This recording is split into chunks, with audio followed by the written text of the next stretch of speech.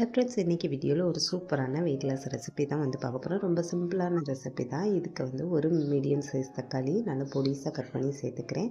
இது கூடவே ஒரு வெள்ளரிக்காய் அதையும் சின்ன சின்னதாக கட் பண்ணி சேர்த்துக்கலாம். அப்புறம் ஒரு கேரட் சின்ன சின்னதாக அதையும் கட் பண்ணி சேர்த்துக்கலாம். வேணுன்னா துருவி கூட அதை சேர்த்துக்கலாம்.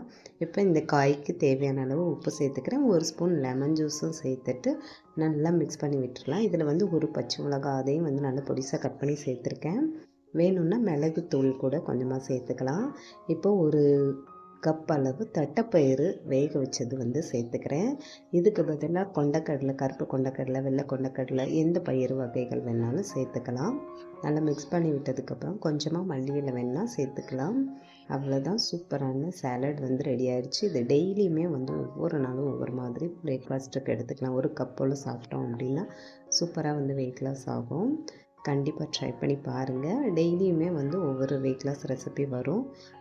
இந்த மாதிரி வீடியோ பார்க்கணும் அப்படின்னா மறக்காமல் நம்ம சேனலை சப்ஸ்கிரைப் பண்ணி வச்சுக்கோங்க. வீடியோ பிடிச்சிருக்குன்னு நினைக்கிறேன். பிடிச்சிருந்தால் மறக்காமல் லைக் பண்ணுங்கள். நாளைக்கு இன்னொரு சூப்பரான வெயிட் லாஸ் ரெசிபியில் பார்க்கலாம். Bye friends.